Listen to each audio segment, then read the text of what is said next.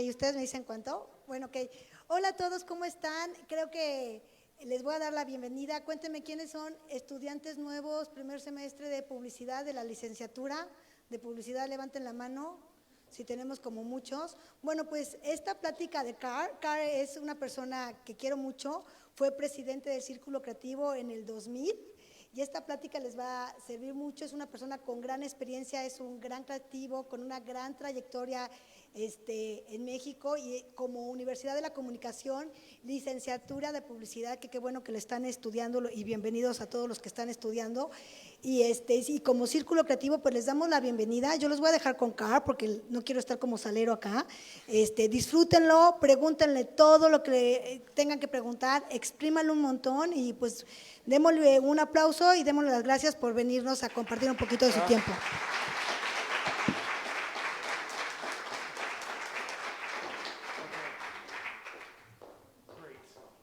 ¿Ustedes pueden ver la pantalla o podemos bajar la luz un poco, por favor? Muy bien. Entonces, hola, bienvenido a mi charla individual para empezar, pero vamos a invitar más gente después, ¿verdad? Y recuerda que hablo inglés como mi primer idioma, entonces tengo un acento muy fuerte y discúlpeme, pero así soy, ¿ok? Yo tengo como casi 25 años intentando de bajarlo y no puedo. He trabajado como publicista entre México y Canadá durante 25 años y fui presidente, gracias Vero, del Circulo Creativo en el año 2000. Y por ahora estoy en Londres haciendo mi doctorado sobre el tema del racismo y el clasismo en la publicidad mexicana. Cuando llegué a México en 1993, no entendía por qué los clientes mexicanos eligieron modelos con características europeas en lugar de actores que reflejaban a las personas que ven en las calles de México. Y cuando solicitaban castings, usualmente usaban el código Look Internacional Latinoamericano. Por esas razones, decidí estudiar ese tema del racismo y clasismo en la publicidad mexicana. Cuando la investigación que voy a presentar fue publicado por la primera vez en Europa, en principios de este año, salió noticias en los medios masivos. Creo que es importante que comprenda mi investigación académica y las conclusiones a las que llegué, para que luego, como publicistas y trabajadores en la industria creativa, busquemos soluciones si quieren, o dejamos como es tu decisión. Por favor, la primera parte de mi presentación es un poco académicamente densa y necesito usar temas y conceptos que se usan en el mundo académico. Presentaré la primera parte de mi presentación en una conferencia mundial sobre la semiótica en septiembre en Argentina. Vamos con la presentación de racismo y clasismo en la publicidad mexicana. El material y investigación que presentaré el día de hoy fue publicado en fechas recién por publicación de Springer como un capítulo en la serie Meanings & Co. Ellos publicaron la versión en inglés. Esta investigación se presenta por primera vez en español gracias al 14 Congreso de Semiótica en Buenos Aires, Argentina, que voy a dar en septiembre. El discurso clasista y racista sucede en la mayor parte del mundo y sobre todo en México. Las estrategias que reafirman las ideologías de segregación, clasistas y racistas existen en la sociedad mexicana y tales medidas opresivas continúan en la actualidad por varias vías, en especial los medios masivos. Me interesan las funciones y los sistemas vigentes que permiten la difusión del discurso clasista y racista y cómo el significado se reproduce sin que la audiencia lo advierta. Mediante la investigación semiótica y la exhibición de resultados es una representación visual. Este trabajo explora las representaciones visuales de las relaciones de poder en la economía política de México según se expresan en la publicidad y cómo puede resistirse a esas relaciones. Durante el siglo XVII, los españoles, luego de someter a la población local, comenzaron a clasificar a los mexicanos en castas, un sistema jerárquico, niveles de clasificación racial. Las castas eran el producto de la mezcla de españoles con criollos, indígenas, mestizos y negros. En el siglo XVIII, esta clasificación se representaba con pinturas, las pinturas de castas. Y hay un ejemplo aquí. Cada una de ellas presenta a una pareja y sus hijos, mostrando el color de piel, la ropa y las costumbres. Estas imágenes favorecían a los nacidos en España, como se observan en la primera imagen, donde los personajes se presentan de una manera dignificada, muy diferente de la imagen de la pareja con mezcal racial, en la que se ve a un indígena peleando con una mulata, que tienen a un niño sobre su espalda. La hegemonía cultural se desarrolló en México a través de familias específicas de las clases dominantes que mantienen el poder mediante corporaciones privadas. Las tres familias en las que me centro en este trabajo se beneficiaron con la Revolución Mexicana y la clase capitalista que ésta creó, y aprovecharon su posición para controlar a las clases sociales subalternas por medio de la comunicación, sobre todo con el uso de mensajes publicitarios. En 1904, Juan Cervije emigró a México desde la región de Cataluña en España, y en 1926 abrió una fábrica de pan con el nombre de Pan Bimbo. En los siguientes 50 años, la compañía Bimbo tuvo tanto éxito que captó el 90% del mercado en el que compita. Hoy día, Bimbo tiene muchas marcas bajo su control y una de ellas es Barcel, su línea de bocadillos salados, para la cual diseñé publicidad de 2006 y 2009, cuando trabajaba en la agencia de Young & Rubicam en la Ciudad de México. En la lista anual de la revista Forbes de las personas más ricas del mundo, Daniel Cervije está ubicado en el lugar número 310 y la corporación Bimbo se clasifica como la compañía fabricante de pan más grande del mundo. Eugenio Garza es miembro de una importante familia española que desciende en forma directa de Marcos Alonso de la Garza y del Arcón, quien gobernó una parte de México en representación de la familia real española después de 1596. El abuelo de Eugenio Garza fue uno de los fundadores de la cervecería Cuauhtémoc, y en la actualidad la familia controla la mayor embotelladora de Coca-Cola en el mundo. Un miembro de la familia es presidente de LATAM Heineken Comité, que controla el mercado de cerveza en América Latina. Una de las cervezas de esta compañía es la popular cerveza mexicana Tecate.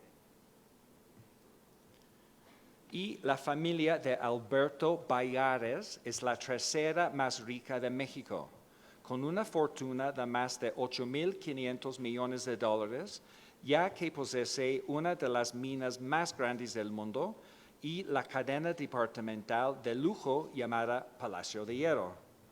Alberto es conocido como el amigo incondicional de 5 presidentes mexicanos. La hegemonía cultural es el sentido gramsciano, ocurre cuando las clases dominantes influyen en el sistema de valores de una sociedad, de modo que su punto de vista es aceptado como la norma para el resto de la sociedad. En la actualidad, esta hegemonía es ejercitada en México por medio de la persuasión inconsciente de las clases dominantes a través de la comunicación. Los ricos mantienen su poder cultural iniciada por los aztecas y continuada por los europeos en los últimos 500 años. Y hoy día la sociedad mexicana acepta la existencia continuada de un sistema de clases, justo como lo hicieron los ingleses en el Reino Unido.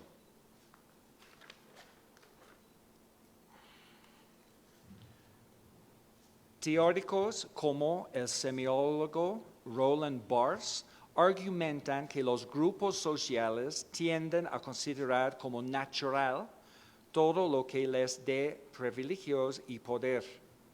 Los mensajes publicitarios presentados por las marcas también pueden considerarse instrumentos que permiten a la burguesa manipular sus mitos al presentarlos como verdaderos mediante la creación de mensajes que contienen códigos o signos que son difundidos a los consumidores. Por medio de la repetición, esos mitos se aceptan como verdades. Por ejemplo, la conversión religiosa que sucedió en varias partes del mundo, incluyendo México, con la integración de creencias religiosas a las estructuras míticas originales. En su libro Propaganda, Edward Bernays dice que para tener una democracia, las masas deben ser controladas.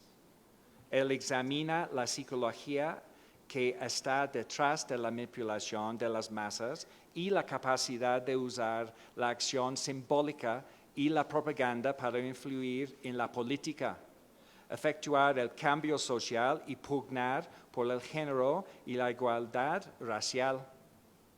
Al mantener a las masas distraídas con eventos triviales y necesidades poco relevantes, los consumidores no van a interferir con las actividades del pequeño grupo de los llamados importantes.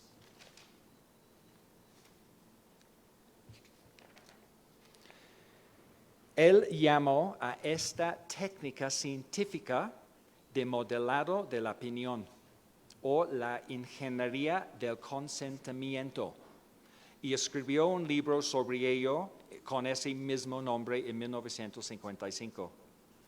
Aquí planteó que a través de la lente de los textos de Bernays, la apropiación que en la actualidad hacen las familias dominantes de los mensajes publicitarios en un instrumento para mantener el poder, porque los medios masivos de comunicación pueden ser manipulados para presentar valores sociales y culturales a las masas, con el fin de reforzar conceptos percibidos ya insertados en la sociedad azteca y más adelante integrados a la sociedad mexicana, creada después de la conquista española. En el siguiente estudio semiótico, examinó cómo las convenciones de signos son tomadas y reconfiguradas para crear mensajes de marca que benefician a las tres familias dominantes en México, sin que la audiencia perciba, hasta hoy. En el estudio se analizan mensajes de marca que se difundieron por primera vez en 2015 en redes privadas mexicanas como Televisa y TV Azteca. Cada una de las tres marcas seleccionadas representa a una compañía que pertenece de manera parcial o total a una familia dominante en México. Para obtener los anuncios, me acerqué al Circulo Creativo mexicano. ¡Yay! Un club que premia cada año a lo mejor de la publicidad mexicana. Les pedí una copia de todos los anuncios presentados en el concurso, cerca de 1,500 anuncios en varios medios, y luego busqué anuncios que vinieran de una de esas tres familias. Por mi limitado conjunto de datos, creé 3 libros de códigos. Esta es la onda semiótica que estoy platicando ahora, ¿ok? Uno por cada comercial de televisión que era de una marca propiedad de cada familia. El análisis semiótico social visual de cada comercial se realiza creando primero categorías basadas en la color de piel, la clase social, los gestos, las pistas de texto y la mirada. La primera categoría es el color de la piel y para su codificación usé la globalmente reconocida escala de fototipos de Fitzpatrick. Esta escala reconoce diferencias en el color de la piel en vez de características raciales específicas, que tienden a ser conceptos socialmente construidos. ¿Qué estoy diciendo? Es que yo analicé el piel, no las características raciales, porque conceptos raciales es una construcción. No necesitan existir, pero sí existen en nuestra cultura. De acuerdo con el CIA, que es CIA, siglas en inglés de Agencia Central de Inteligencia del Gobierno de Estados Unidos, 10% de la población mexicana es considerada esencialmente europea, o 33% es mestiza, mezcla de europeo y merindio, y 7% de la población mexicana es amerindio. Con este dato estadístico, estoy suponiendo que europeo corresponde a los tipos Fitzpatrick 1 y 2, y que mestizo corresponde a los tipos Fitzpatrick 3 y 4. La segunda categoría es la clase social. Considerado la historia de México, crea un código para abordar la clase y la estructura de clase. En este libro de códigos observó códigos y signos para analizar la forma en que los individuos construyen su identidad a fin de reflejar su clase. Por ejemplo, tenemos gestos y los códigos para los gestos presentados en los comerciales están diseñados para examinar cómo el lenguaje corporal y el uso de signos en la forma de accesorios subrayar los gestos y ayudan a presentar la narrativa. Las pistas de texto pueden representar signos y códigos culturales, por ejemplo, a nivel social, los conflictos, los problemas y soluciones, y un avance de la narrativa. Y mirada. La cámara puede reemplazar la mirada del espectador y presentar signos sobre cómo debe verse el contenido. Daré mis conclusiones de los 5 códigos utilizando para analizar las imágenes o escenas que componen los comerciales de televisión. Analicé 3 comerciales, uno de cada familia. Sin embargo, solo mostraré mis hallazgos en el anuncio de televisión de Bimbo, el de un producto que es bocadillo salado Runners. Los otros hallazgos están en el artículo final que espero publicar como parte de los expedientes de la conferencia en Argentina o está disponible en la versión en inglés en el libro Meetings & Co. Primero voy a presentar el comercial de Runners.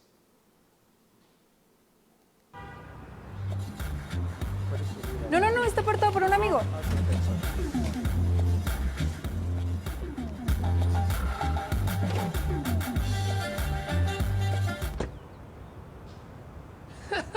Llegó toda la adrenalina de los nuevos Monster Runners. Nos gusta la adrenalina. Saborea el turbo queso. Ese fue el anuncio. Ok. Y aquí son los actores del comercial. Él es el primero, se llama A, y él es un joven de 15 años. El segundo es actor B, que tiene aproximadamente 14 años. Actor C, la mujer de 15 años. D es el varón adulto de aproximadamente 35. Y 10 actores secundarios, ¿ok? Entonces, estoy analizando ellos. Ahora decodificaré los tipos de piel. 10 actores se hallan entre el tipo 1 y el tipo 2 de Fitzpatrick y representan el 66% de los actores del comercial. Sin embargo, en la demografía real, los europeos suman el 10% de la población mexicana. Solo 5 actores, que son el 33% de las personas en el comercial, se ubican en los tipos 3 y 4 de la escala de Fitzpatrick, representando los rangos típicos de color de piel mestizo. Sin embargo, en la demografía de la vida real, el 80% de la población mexicana se halla en esta categoría. El comercial no representa la mayoría de los tipos de piel pigmentada de dicha población. Clase, ese es el otro código que tengo. El grupo de actores que hacen de estudiantes viste a la última moda y la estudiante mujer luce accesorios costosos. Estos accesorios que codifican la clase la colocan en la clase media alta. El grupo viste ropa que representa las tendencias de la moda actual en México, indicando que los chicos pertenecen a la clase media. El conductor usa artículos que representan los signos de ser de un nivel de clase más bajo. Su ropa no está combinada y de hecho el que usa calcetines largos con zapatos y pantaloncillos lo clasifica como naco, un término usado en México para referirse a la gente de clase baja menos educados. Mi análisis es que el casco representa la protección de la clase media burguesa contra los nacos de la clase baja.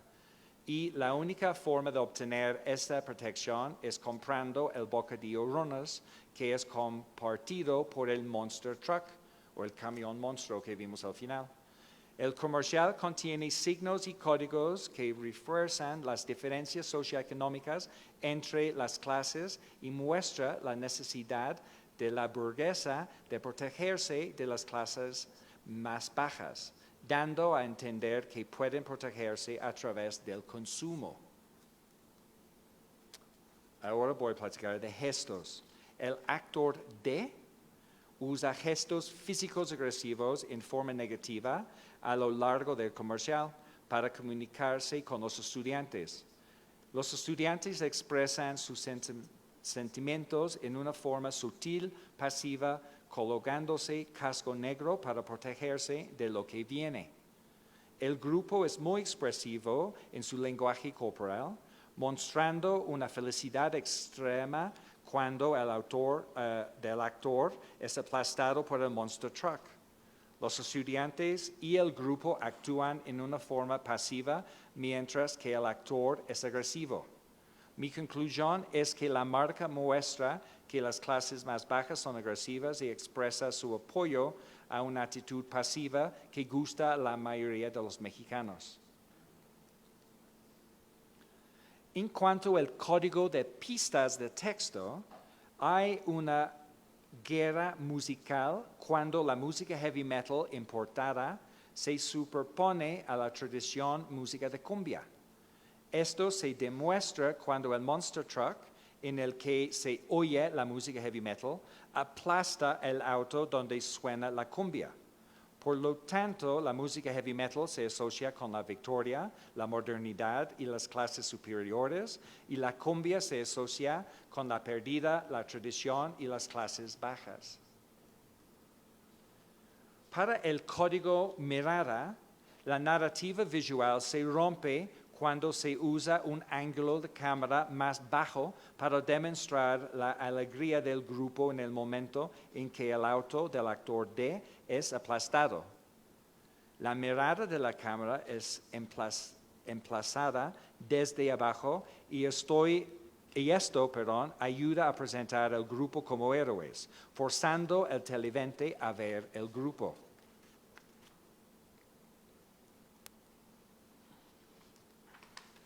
En su libro Mythologies, Roland Barthes explica el concepto de connotación y denotación, donde el mito ocurre cuando el consumidor lee los significados connotativos como denotativos. Este concepto aplicado al dispositivo visual del casco, como se observa en el comercial de televisión, produce el siguiente significado connotativo: que el bocadillo Runners es en realidad un dispositivo para proteger al consumidor joven, por lo general de piel clara, contra la clase baja más vieja. Lo que esto implica es que un alimento de maíz es en realidad un casco que separa a la clase alta de la clase baja y convierte a los de la clase alta en héroes. Este significado es social y culturalmente específico y no una asociación natural. El comercial demuestra que durante una confrontación, la clase alta tiene el poder sobre la clase baja. Esto se refuerza con el uso de signos y códigos culturales que destacan las diferencias en el nivel socioeconómico, el tipo de piel, los gestos, los artefactos, la diferencia de edades y la música. Runners crea una historia mítica de la lucha entre las clases media y alta burguesas modernas contra la tradicional clase baja. Llevé a cabo el mismo análisis semiótico para las otras dos marcas, pero el tiempo no sería suficiente para discutir ahora, pero sin embargo se encuentra en el artículo de mi investigación.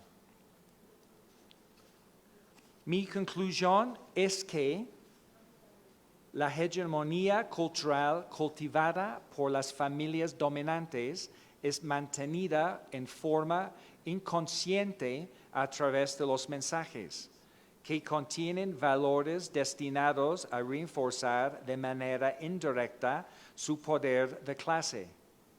Los valores sociales y culturales creados en alrededor de 500 años están ahora tan fijados en la sociedad mexicana que no nos ponen en duda y son parte de la construcción de México moderno.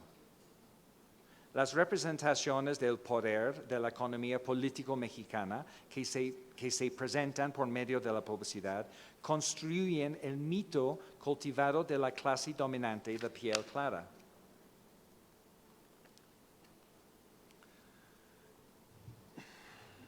Esta investigación semiótica inspiró los siguientes dos componentes de mi proyecto. Me interesa que los consumidores entiendan que los productos que vinculan a mitos y cómo la publicidad normaliza ciertos mitos que pueden no ser ciertos.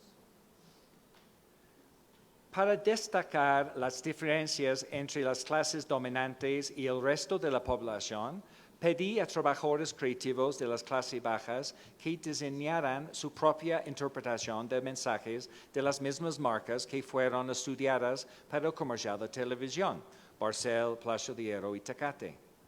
Me acerqué a dos artistas, señor Don Nico y Juan Carlos y su asistente, y ellos trabajan en rótulos interlomas. So, está bien el nombre. ¿Quién son comunicadores en la práctica y sus mensajes publicitarios se dirigen a los pobres urbanos de México?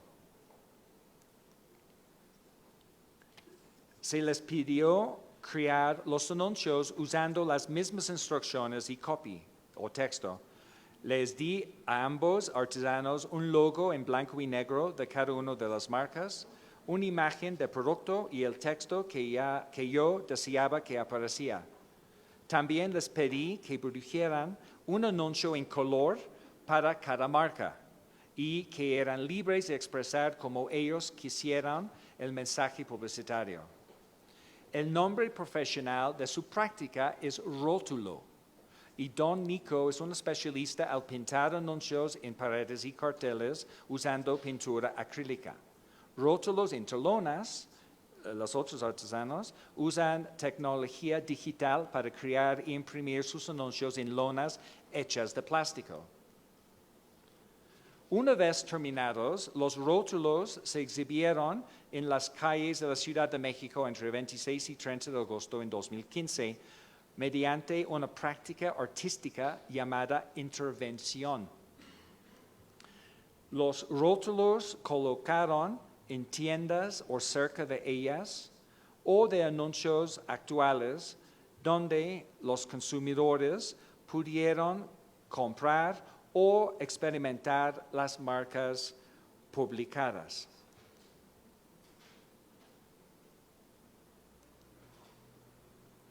Las intervenciones realizadas en este proyecto visual compararon la publicidad de marca financiada por la clase dominante con la publicidad de marca creada por la clase económica de nivel social más bajo. Se demostró cómo la ausencia de técnicas de casting y de una narrativa costosa parecen crear una situación en la que los rótulos dependían más de diseño y en su mayor parte no reflejaban el racismo y clasismo de la publicidad dominante, lo que no está incluido en las imágenes creadas por los dos rotulistas es importante, ya que resolvieron el problema de comunicación usando diseño visual para construir el mensaje. Esta investigación lleva a preguntas como: ¿el acceso a la tecnología ayuda a construir comunicación racista y clasista? ¿Puede la clase económica de nivel social bajo ser capaz de competir con éxito contra la clase dominante a través de los mensajes publicitarios? ¿Y puede crearse un nuevo mito mexicano sin técnicas narrativas costosas en la comunicación publicitaria? Yo no tengo la respuesta, pero estos como preguntas salieron, ¿no?, de la investigación. Y se abrió en la Ciudad de México una exposición titulada Racismo en México en 2017. Fui invitado por el curador César Trueba a aportar 2 piezas nuevas para el evento, las cuales están ahora de gira y serán exhibidas en las ciudades de Oaxaca y Tijuana muy pronto. Fui inspirado por la investigación de este proyecto y sobre todo por las pinturas de castas. Pinté versiones actualizadas de las pinturas de castas para representar a familias modernas de la sociedad mexicana. Analicé y decodifiqué los signos y códigos representados en las pinturas de castas originales. Luego las reinterpreté usando códigos culturales y signos de la sociedad mexicana actual. Los importantes códigos que forman las imágenes de castas son el título de las pinturas, la ubicación, el color de piel, la ropa, los accesorios. Todo esto se usa para construir el mensaje. En este caso es de mojada y gringo, chicano.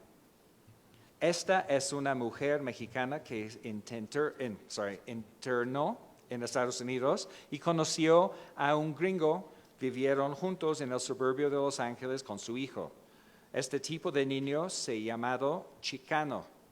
Investigué los signos con que la sociedad mexicana actual identifique a estos grupos y codifiqué la pintura con ellos. De CEO de Polanco y modelo, un niño bien. Esto se basa en un cuento del escritor mexicano Carlos Monsiváis y se codifica con los signos que representa ese mito de clase alta.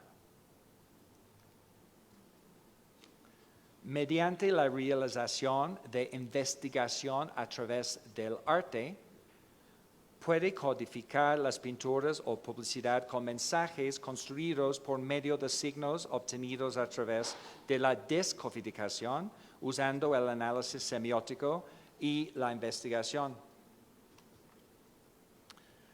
Ahora voy a presentar más exploraciones que hice sobre el tema. Y ahora voy a presentar una exploración que hice. Es una exploración artística de performance sobre racismo, clasismo y otros. Y ahora voy a explicar este proyecto de El Criolas. El Criolas es un joven de 28 años y él es de la colonia Nesa y él gusta mucho, yo conocí a él en el mercado de Chopo, ¿sabes? Donde está el museo de Chopo, y es muy punk y me late mucho, me gusta, y fui ahí, conocí al chavo El Criolas ahí, y él estaba pintando su punto de vista sobre racismo. Este es un exfoto que él hizo sobre este producto que pinta de piel, que blanquea piel. Y esta chava está como preguntando a la Virgen de Guadalupe sobre este producto y qué orgullo que ella tiene en ser morena. Otra pintura es de algo que pasó en México con la mezcla de las razas, y estos son dos hermanos, y un hermano que es un poco más güero puede entrar a los bares y el otro tiene más problemas de entrar. Y el Criolas pintó sobre la corrupción, porque fue en 2005, él pintaba sobre los tamarindos. Ahora no hay tamarindos, ¿no? Tiene otro uniforme, pero hacen lo mismo, en mi opinión. También vino el Dalai Lama y el Criolas pintaba de él. Y también él cuestionaba también la religión católica en México, porque antes que llegaron los españoles había otras religiones y dioses aquí. Y esta pregunta, how much do you love Jesus? Okay, y también en el internet había una biografía de El Criolas, de su vida y por qué él pintaba usando criolas y por qué tiene este apodo. También tenía una página de Facebook donde él subió status y cosas, ¿no? Facebook Live, cosas así, de su trabajo. Y él tuvo la oportunidad, y yo también estaba apoyando a él en tener exhibiciones de su trabajo. Y esa es su primera exhibición, que fue en el centro, en una galería, en una vecindad ahí. Después, por mis conexiones en la publicidad, yo apoyaba a El Criolas en exponer su trabajo en la calle. Entonces, había cinco espectaculares y 450 parabuses con su trabajo en México, en la Ciudad de México, en otras partes como Guanajuato también. Obviamente el trabajo es mucho más simplificado porque en publicidad la gente solamente tiene 2 segundos para ver el mensaje, entonces toda la plática de los exfotos él eliminó y solamente puso la cabeza.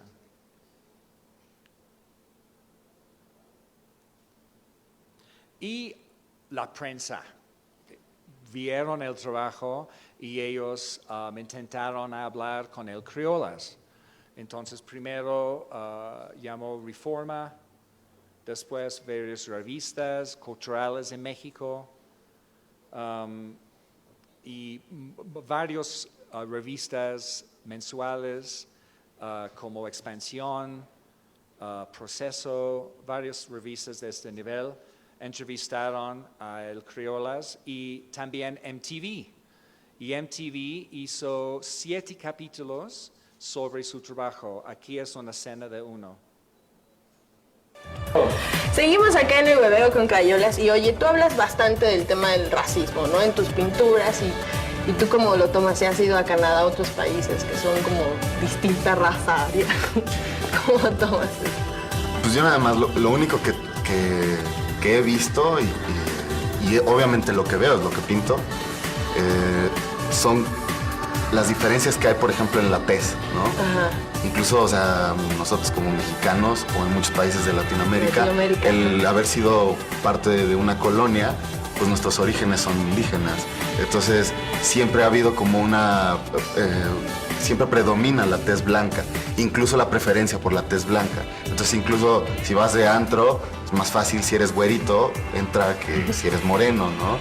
Pero no tengo nada en contra de ninguna raza, ni tampoco soy racista, ¿no? Por ejemplo, con la gente de tez blanca.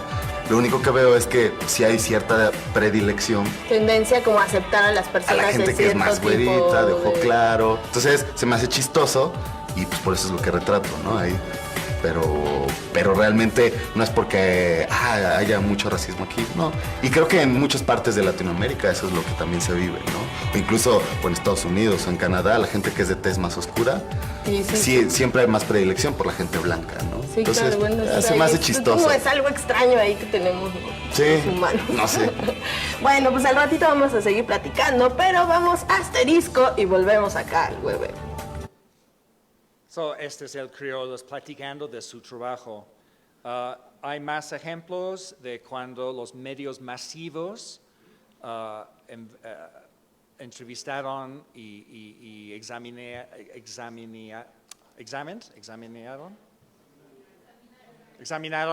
el trabajo de el criollas.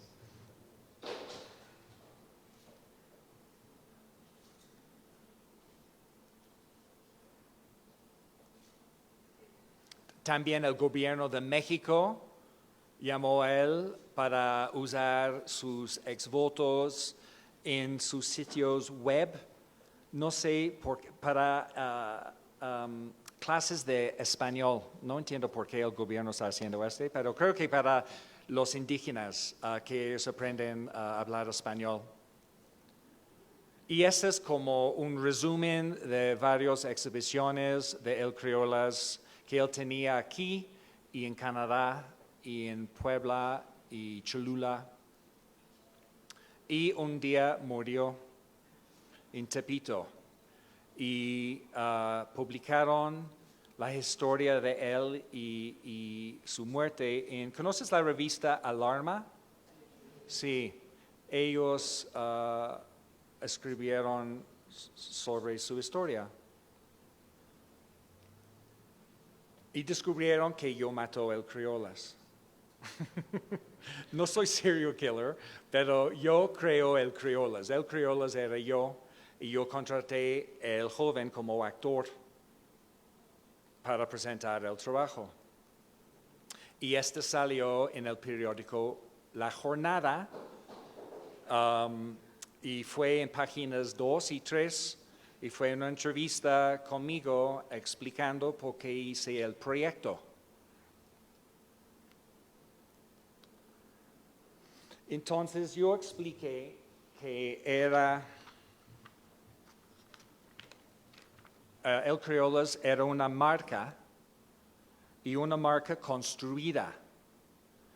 Y el mito de la marca, creado con herramientas y técnicas de la publicidad.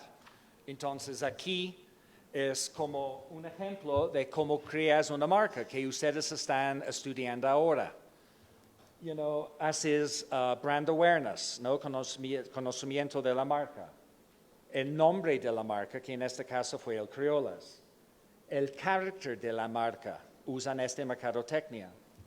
Tipografía, el logo, el tono de sus comunicaciones a través de Facebook y en sus pinturas, narrativas, ilustración, y también él era como héroe, específicamente en el artículo de Alarma.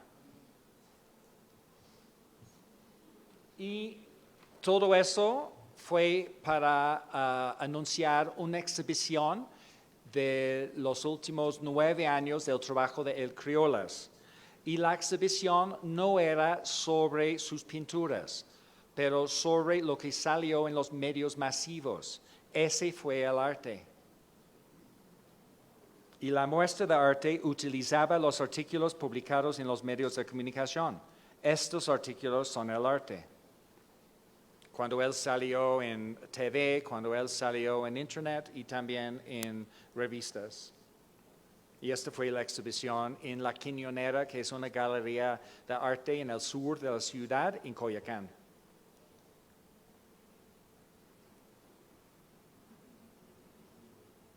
Entonces, ¿por qué y cómo los mensajes fabricados, transmitir en los medios de comunicación puede convertirse en la verdad?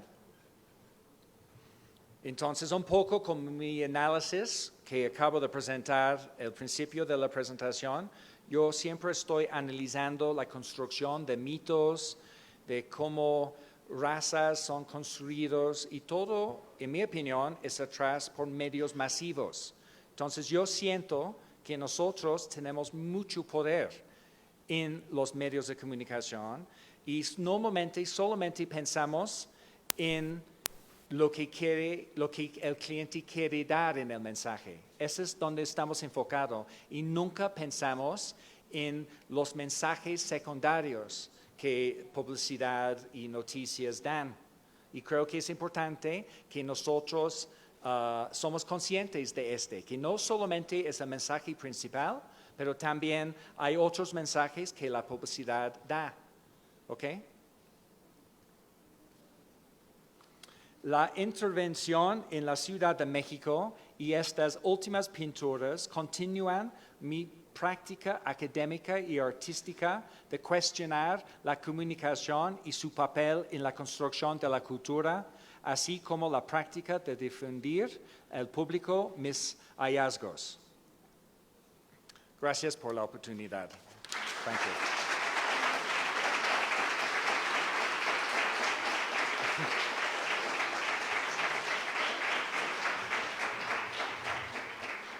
Entonces ahora ustedes tienen la oportunidad de hacer varias preguntas